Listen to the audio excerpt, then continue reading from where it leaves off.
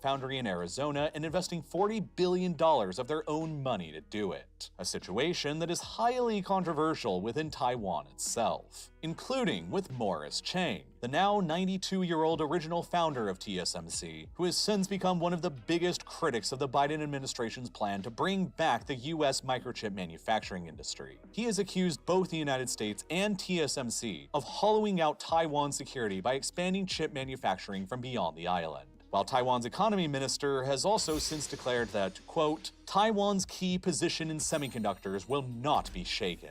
If the CHIPS Act becomes successful and America returns as a major chip manufacturer again. Get ready for Nexus Blitz.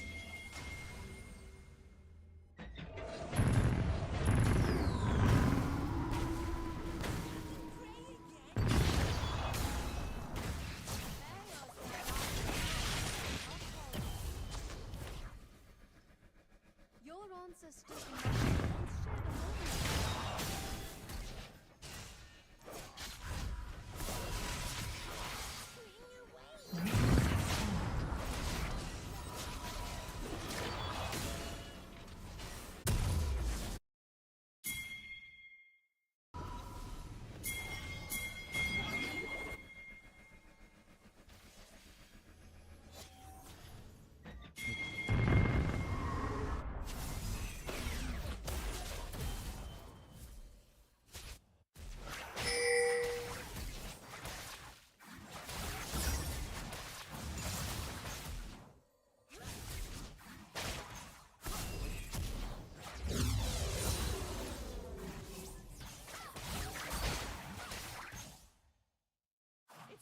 shared a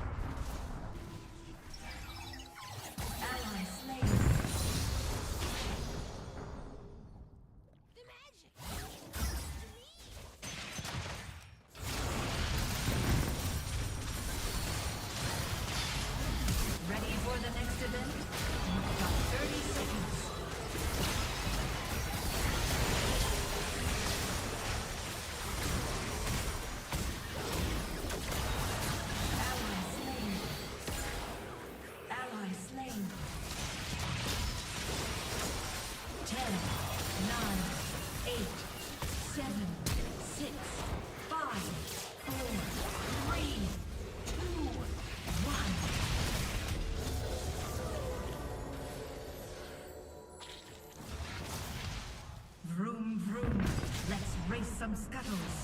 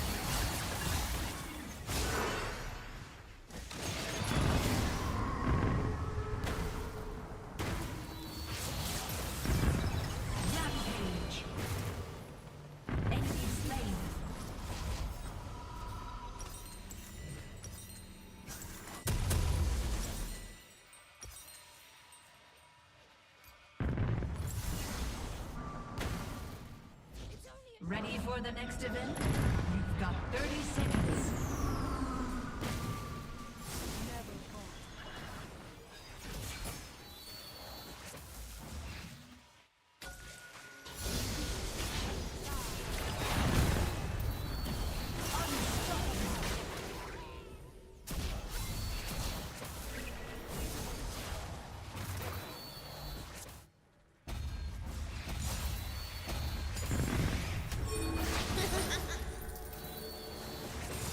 Attack the wandering enemy for gold.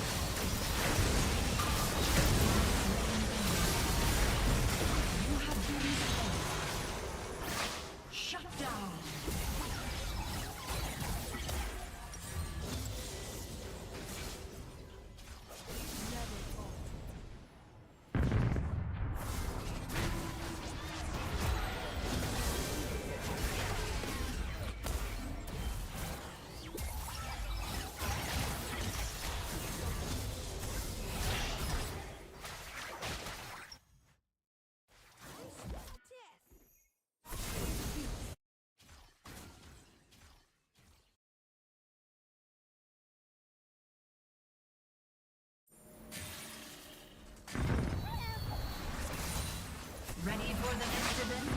You've got 30 seconds.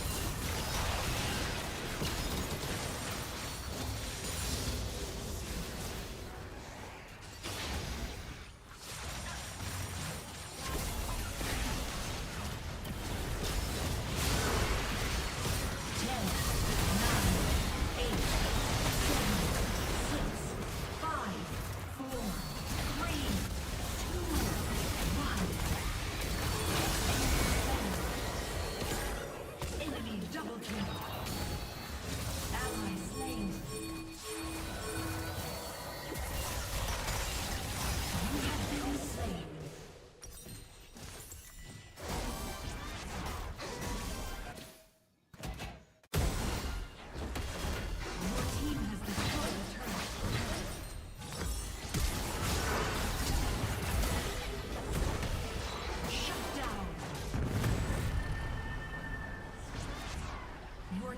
destroyed a turret.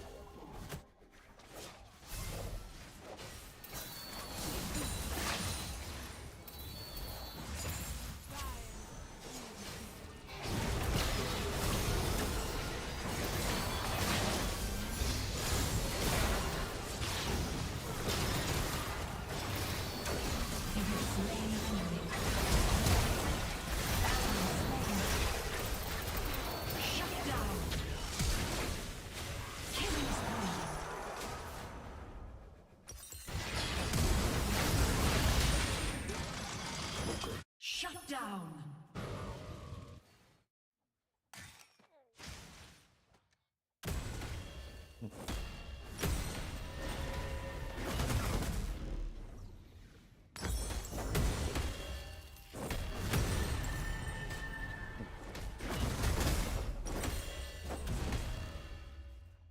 End it now, or the Nexus will do it for you.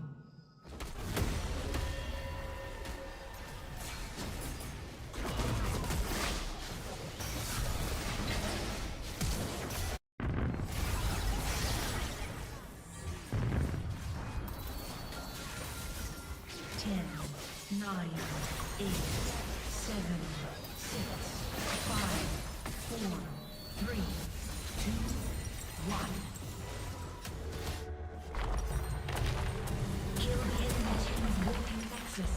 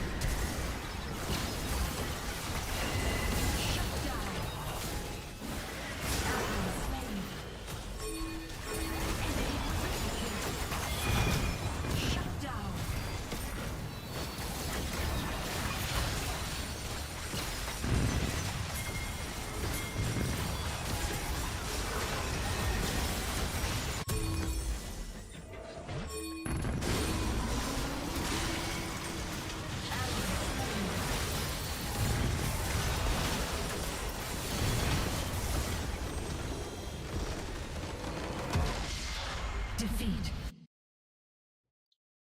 Again. Then they would likely lose the major economic and one of the major strategic incentives for coming to Taiwan's aid during an invasion, and Taiwan's silicon shield would be pierced in the process. It is because of this fear that TSMC is not bringing their most advanced technologies to the new foundry being built in Arizona. Once it is completed and operational in 2025, it will still only be manufacturing chips that are a full generation behind the more cutting-edge foundries back in Taiwan. And perhaps even more alarmingly from Taiwan's perspective are the recent US export controls being placed on China that are also related to microchips. In October of 2022, the US introduced these series of export controls that restricted China's ability to buy or manufacture their own higher-end chips. The US government has since even asserted an extraterritorial jurisdiction over these controls that restrict even non-American companies from helping China buy or manufacture high-end chips with products if those products contain US origin technology.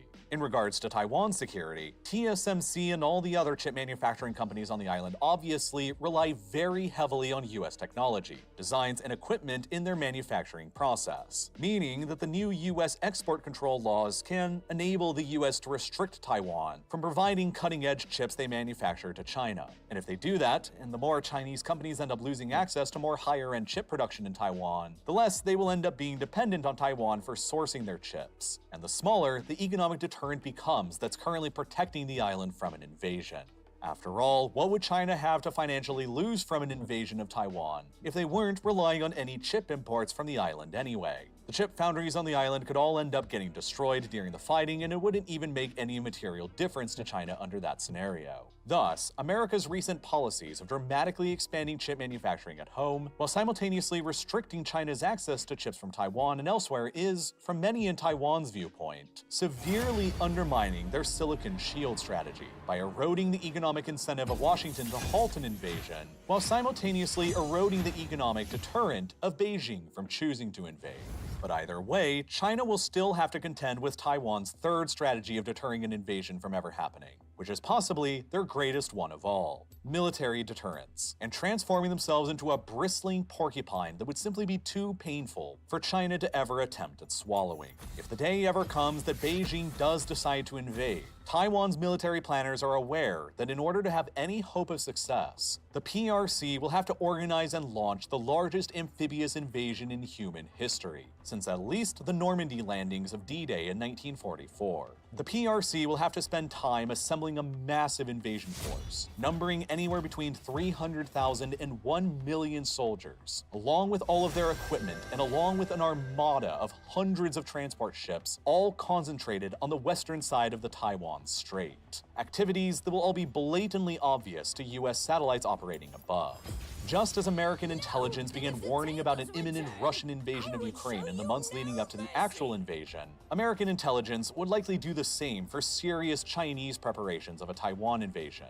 but a hypothetical PRC invasion of Taiwan, regardless of Taiwan's own preparedness, will be orders of magnitude more challenging than Russia's invasion of Ukraine was. And Russia's invasion hasn't even gone well. Russia was able to mass troops directly along thousands of kilometers worth of Ukraine's borders and transport those troops and their accompanying tanks, artillery, fuel, and ammunition all directly to the borders of Ukraine with railroads. Taiwan is separated from the Chinese mainland by about 130 kilometers of open ocean across the Taiwan Strait at the narrowest point that China's invasion fleet will have to travel across. The seas within the strait are usually rough throughout most of the year, and they are only at their calmest for limited windows of time in the spring and autumn, which limits the climatically ideal opportunities for a military invasion to take place. Once the invasion fleet is advancing across the strait, they will be further vulnerable to Taiwanese missiles and air assaults. And then, once they even get across the strait, there were very limited beaches on Taiwan that the People's Liberation Army could possibly choose to even assault. It's generally believed that there are only 14 possible beaches on the island that are considered suitable enough to launch an amphibious D-Day style assault on. And this becomes more apparent when you take a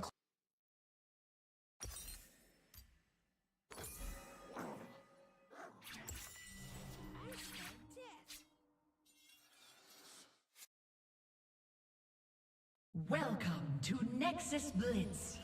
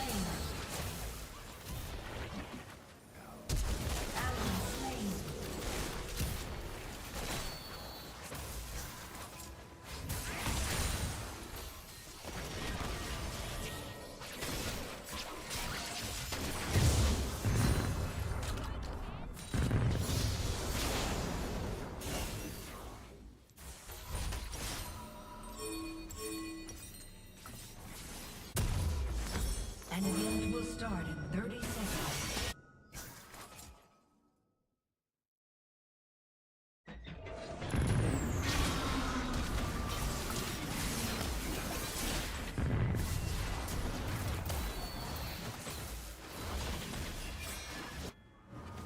10, 9, 8, 7, 6, 5, 4, 3, 2, 1.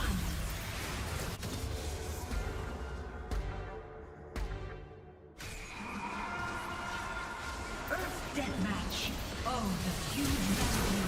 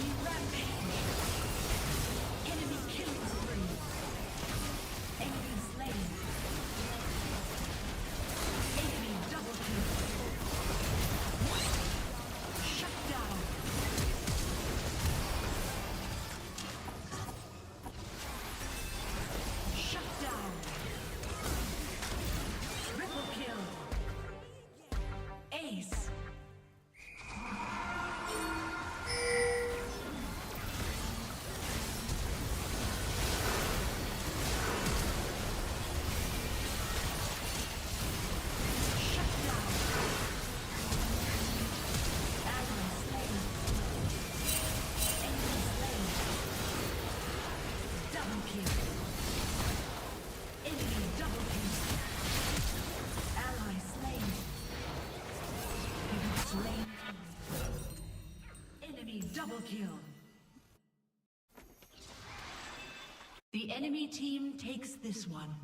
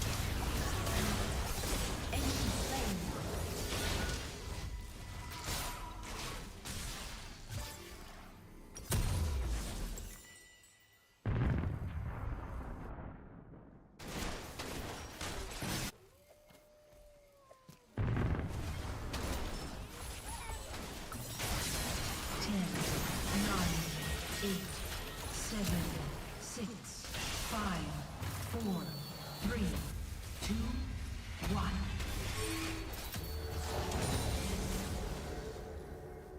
Push the cart to destroy the nearest enemy structure.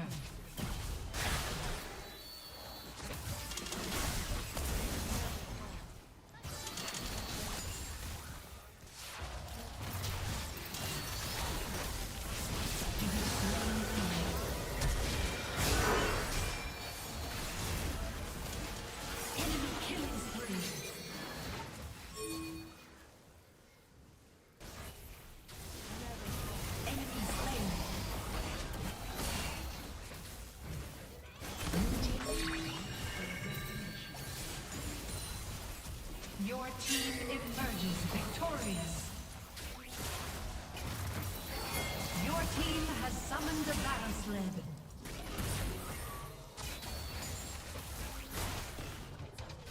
Shut down. You have been slain.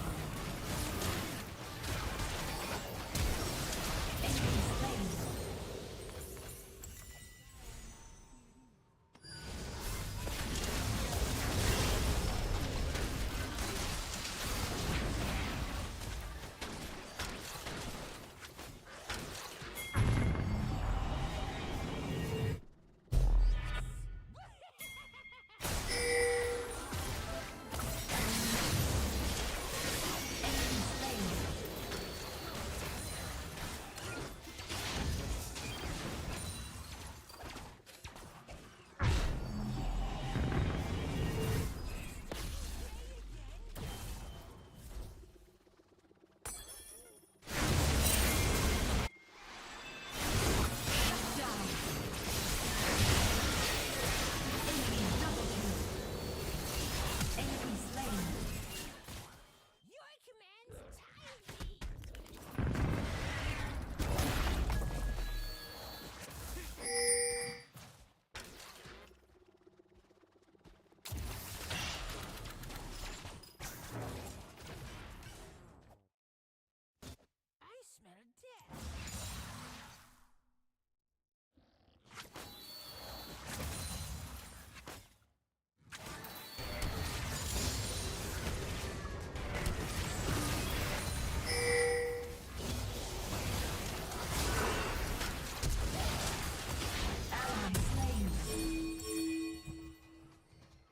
Killing spree.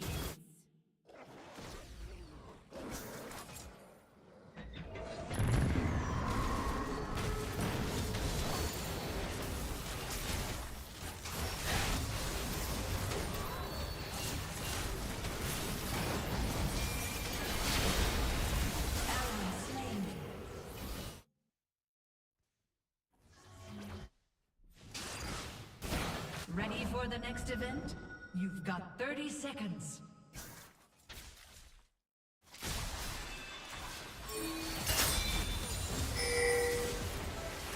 Shut down. You have been defeated. 10, 9, 8, 7, 6, 5, 4, 3, 2, 1. Capture the control point.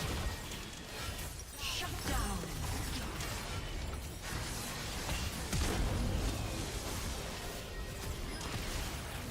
Shut down. Enemy slain.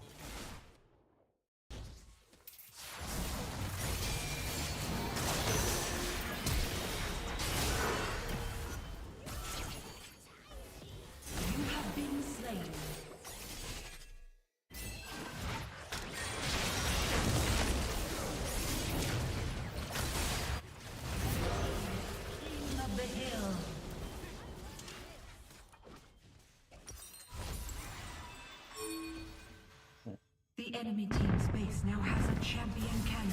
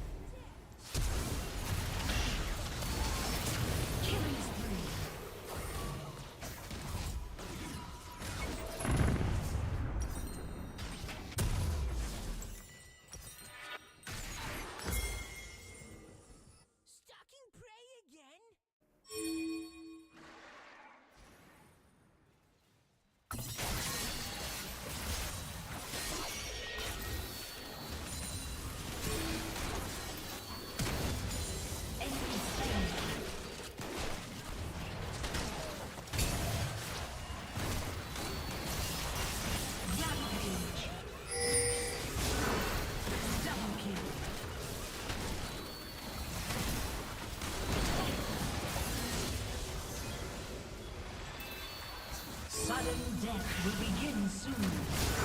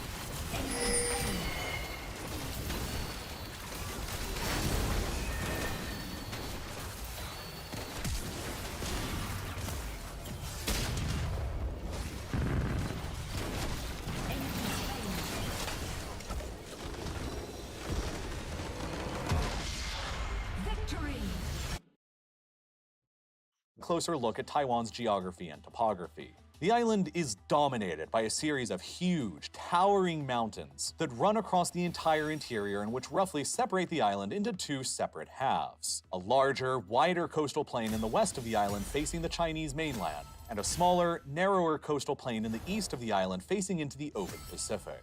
All 14 of the possible beachhead landing sites have already been extensively fortified by the ROC military, and People's Liberation Army troops and Marines assaulting them could expect to face heavy artillery, missile and machine gun fire upon their arrivals. Moreover, according to some People's Liberation Army texts, it is believed that at least some of these beaches have a series of underwater pipelines that connect from the interior to just off of the beaches themselves, that the defending ROC have engineered to pump flammable liquid through that can be ignited in order to completely torch the beaches and deny them from being landed at under an emergency invasion scenario, limiting China's invasion options even further.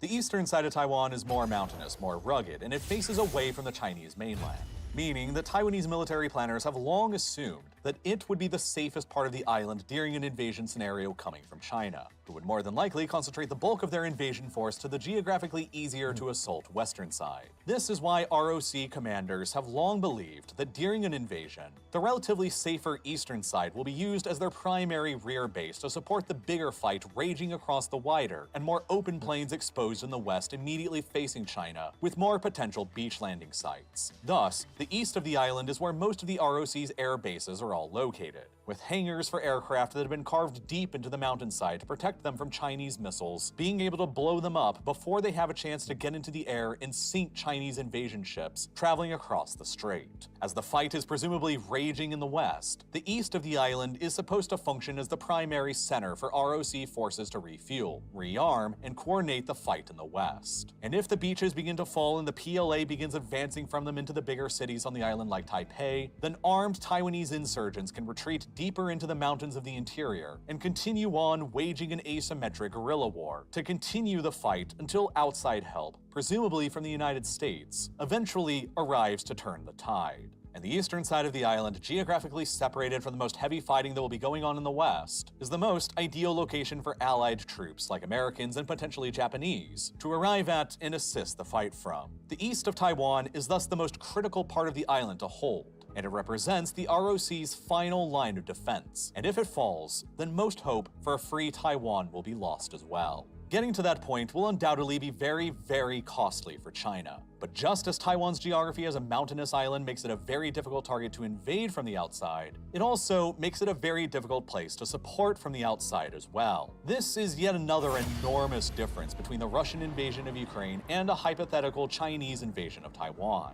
Since the Russian invasion, the West has been able to easily support the Ukrainian war effort by sending tens of billions of dollars worth of military hardware and equipment on trains through NATO states directly overland to Ukraine's own borders, where they can simply pick the equipment up and then carry them the rest of the way to the front line. But as an island without any land borders, Taiwan will never have this luxury. During a full-scale invasion scenario, the island could easily be suffering beneath a total Chinese naval blockade, involving Chinese ships and submarines directly, and probably Chinese missiles and aircraft attacking incoming foreign ships or planes trying to get supplies in as well. Moreover, Taiwan's ports and airfields could also be destroyed or damaged by the heavy fighting, which would reduce the island's ability to take in supplies that cannot possibly come in any other way than through ports and airfields. Getting the required military hardware into Taiwan after the invasion has already happened could prove to simply be too late. And so the island is attempting to get everything in that it needs now. As the war in Ukraine has evolved with time, Ukraine's greatest successes at defeating the Russians have been shown through asymmetric military capabilities. Small groups of Ukrainian fighters armed with drones and portable anti-tank and anti-air weapons have proven to be highly capable of pushing back against larger, more well-armed Russian forces with heavier weapons. At the same time, large-scale conventional Ukrainian counteroffensives using heavy equipment like tanks and artillery have proven to be less successful. Based on this experience, Taiwan's military planners are wanting more smaller weapons like drones and easily portable anti-ship, anti-air, and anti-tank weapons that individual soldiers can carry with them, like the Stinger, the Javelin, and the NLAW. Battle-tested against a conventionally superior opponent in Ukraine,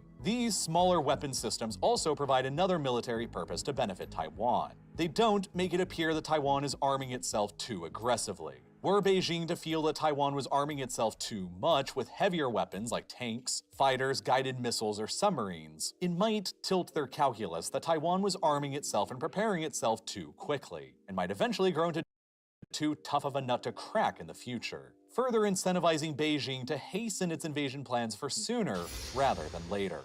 Taiwan's ultimate Achilles heel, however, that could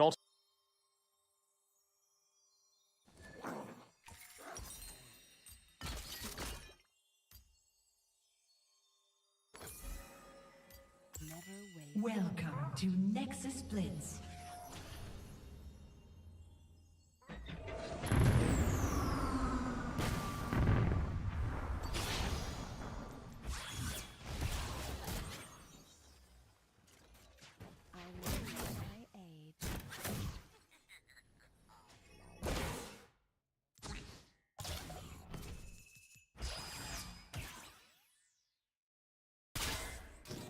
Minions have spawned.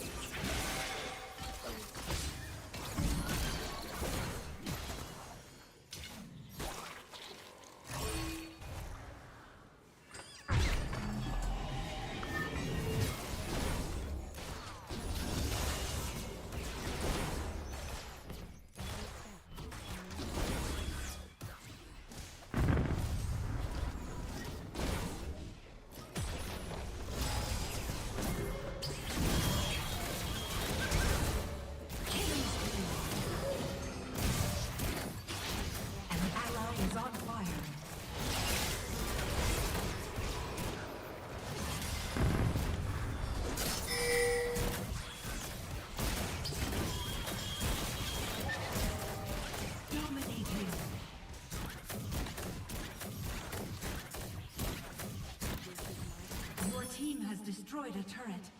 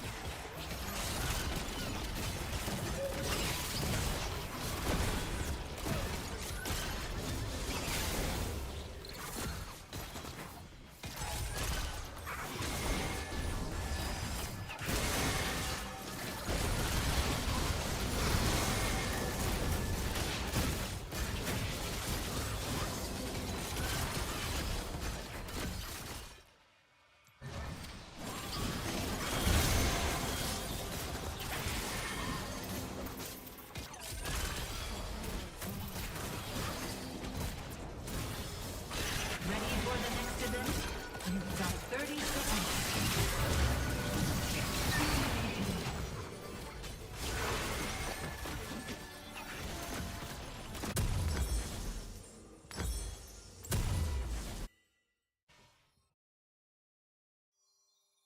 10, 9, 8, 7, 6, 5, 4, 3, 2, 1.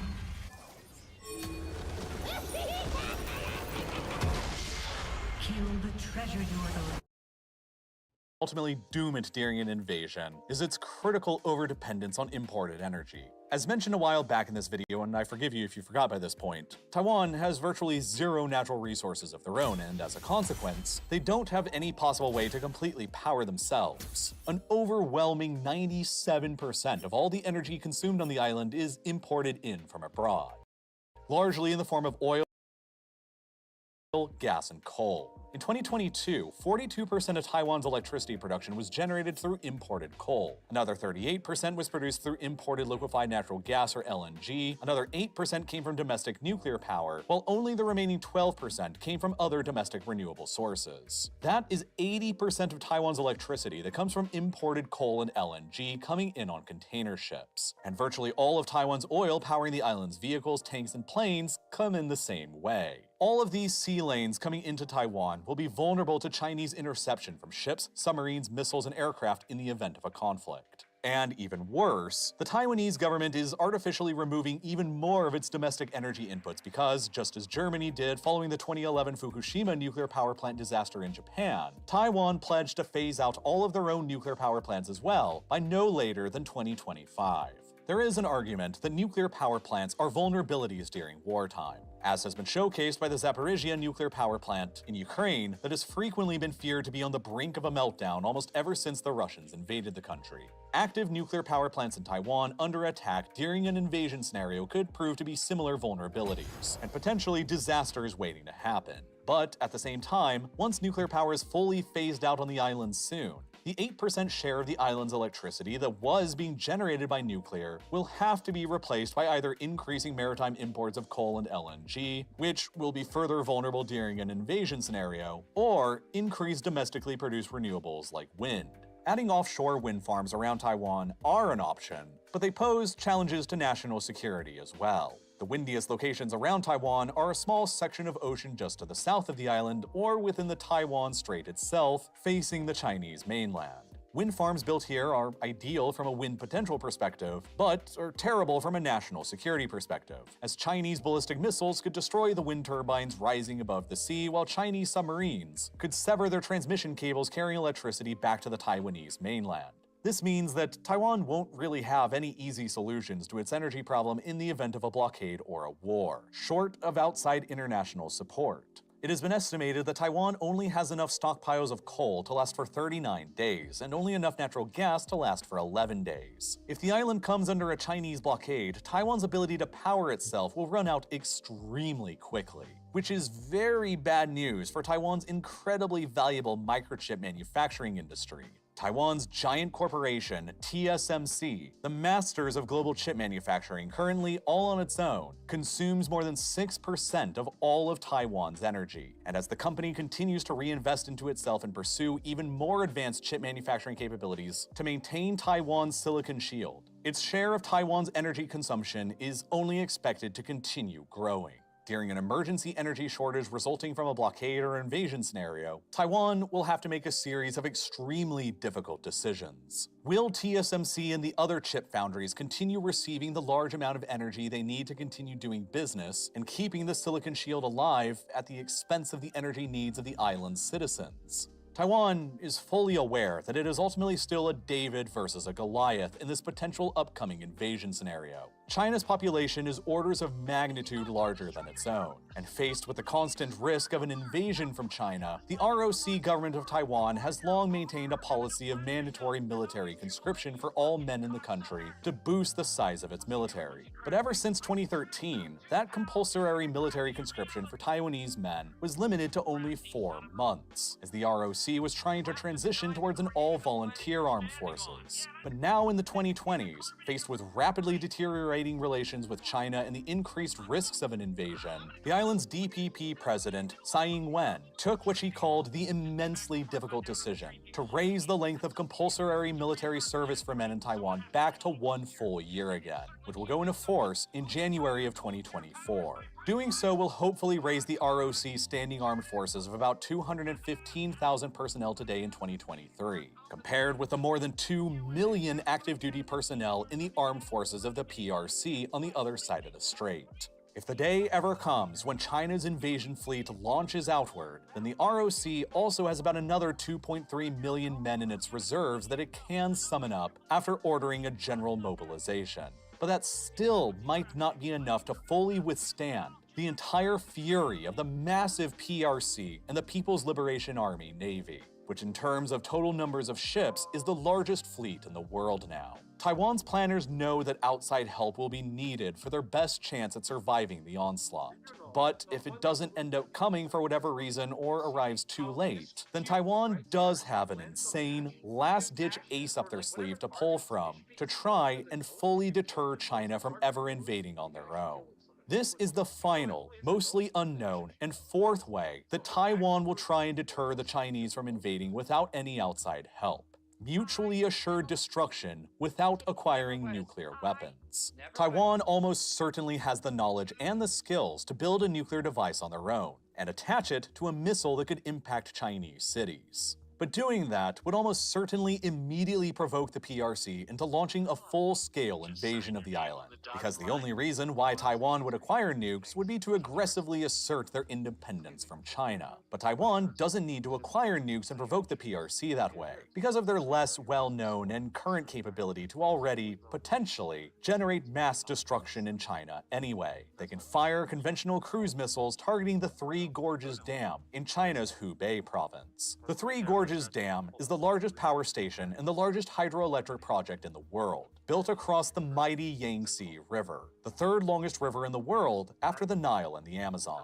It holds behind it a water reservoir that is 40 cubic kilometers in volume, and so its hypothetical destruction would unleash the biggest and most catastrophic flood that has ever been seen in human history. The entire lower Yangtze Valley would be buried beneath this apocalyptic surge of water, virtually wiping out several major downstream Chinese cities like Wuhan, Nanjing, and Shanghai. Millions of civilians would almost certainly die from the disaster, potentially even tens of millions, and untold economic damage would be inflicted. Such an attack from the ROC, if successful, would almost certainly trigger a retaliatory nuclear strike on Taiwan from Beijing, and inevitably result in the ROC's complete and utter destruction. It is a completely unhinged, insane plan that is not even official policy in Taiwan at all, but it has still been discussed amongst many of Taiwan's military planners as a way to ensure mutually assured destruction with the PRC without taking the more provocative step of acquiring nuclear weapons. To those Taiwanese military planners, the goal is to never use this option in the first place, but to threaten it against China as a credible capability and deterrent to dissuade China from ever attempting an invasion. But it's also not even really clear if it would actually work. Taiwan would likely only have limited numbers of cruise missiles to spare during a wartime scenario, and fewer still that would have the range to penetrate more than 1,200 kilometers away,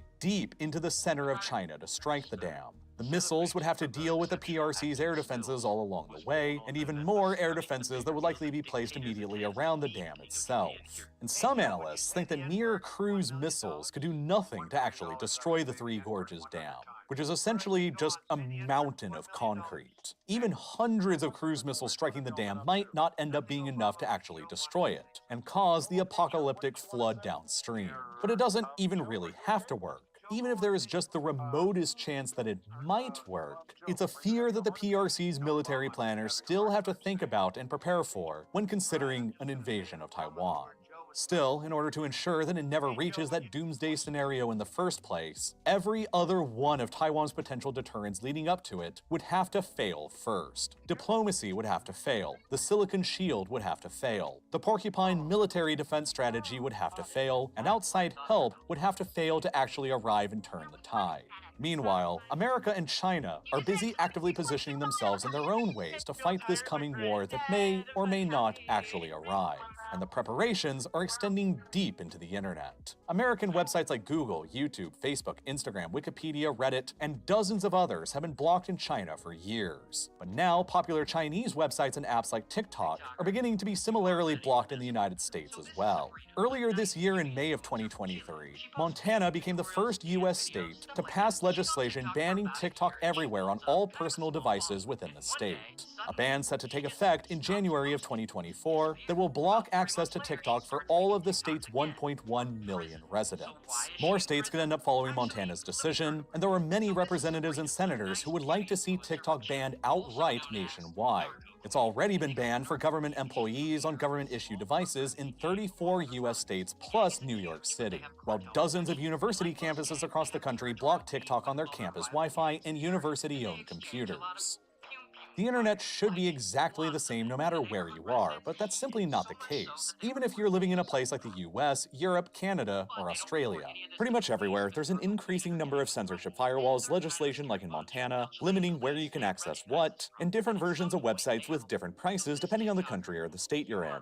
This is most apparent when it comes to booking flights, hotels, and holidays. Companies will use cookies to adapt their services offered to you, like increasing the prices for things when you return to their website in the hope that you'll impulsively make a purchase out of fear of the price rising again. Sometimes airlines and hotels will offer cheaper ticket prices to people in their own home country, while alternatively, they may also spike prices if interest from the same country suddenly increases all at once, like during specific holidays in the US or UK that aren't holidays somewhere else. Companies will also adjust their prices based on the user's country because they assume that someone from a wealthier country like the US, UK, or Canada will be able to afford to pay higher prices. And this is where using a VPN like today's sponsor NordVPN can come in handy, and literally save you thousands in airfare tickets and holiday bookings. Once you've signed up for a subscription and installed the NordVPN app on your device and launched it, you can securely connect your device to a router in a different country and browse through holiday service providers and jot down their prices. Then, you clean out your browser's cache to prevent those same service providers from identifying you as a returning customer, and then you connect to a different country's server and check out the holiday service providers again and compare prices. Here are 3 different examples showing 3 different holidays booked from the United States with the US prices shown in this column, and then the prices for the exact same holidays booked with a VPN through servers in Italy and the UK shown in this column, worth hundreds of dollars in savings. This is my own favorite way to use a VPN to save money on trips and vacations, but they have tons of other uses and purposes as well. From circumventing website or app blockers like Montana's TikTok ban legislation, to entertainment benefits like being able to unlock the streaming libraries available in other countries, and so much more. And NordVPN gives you the best possible experience, which is why I'd absolutely recommend you give them a try, especially considering the incredible deal that they're offering right now. It's completely risk-free with Nord's 30-day money-back guarantee, and for a limited time when you use my link, nordvpn.com/reallifelore, any 2-year plan you sign up for will also include 4 extra months. And you'll be greatly helping to support Real Life Lore while you're at it. So click the button here on screen right now, or follow the link down below in the description to sign up.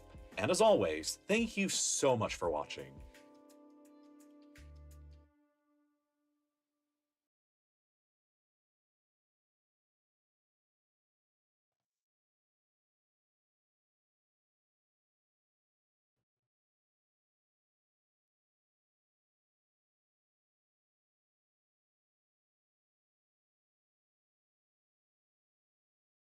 Sorry, you keep going other places. I'm stuck here. I wish I would. Sweet secrets now. Then I have something else to talk about. and has left something else in our stead. Lungs, It's that conundrum. lungs, liver, nerves. We don't have to be enemies. We can work together. We can be friends even, or more. Glad you see things my way. Lungs, liver, nerves, heart, lungs. Be friends even, or more. Glad you Together, we can be friends even, or more. glad you see We can be friends even, or more. glad you Together, we can be friends even, or more. glad you see. Don't we? The door. Difficult to slay the princess and save the world without it. Enter the basement. The door to the basement creaks open, revealing a staircase faintly illuminated by an unseen light in the room below. This is an oppressive place. The air feels heavy and damp, a hint of rot filtering from the ancient wood. If the princess really lives here, slaying her is probably doing her a favor. Her voice carries up the stairs. Who's there? It's me. She sounds dangerous. It's almost as if she's the one in charge down here. Don't let it fool you. It's all part of the manipulation. Hi, just checking on you. Hey, I think I'm here to kill you. Oh, are you now? Why don't you come down? You? Oh, are you now? Why don't you come down and let me take a look at you? Great job. You gave away the element of surprise. Good luck, hero. No problem. You walk down the stairs and lock eyes with the princess. There's a heavy chain around her wrist, binding her to the far wall of the basement. She's so coldly beautiful. Is she really a threat to the world? Focus on the task at hand. You weren't kidding when you said you were here to kill me. I'm not really quite sure yet. What? No way. Why would you even think that? See nerves and step forward. I haven't decided yet. How about you drop the knife and the two of us just talk?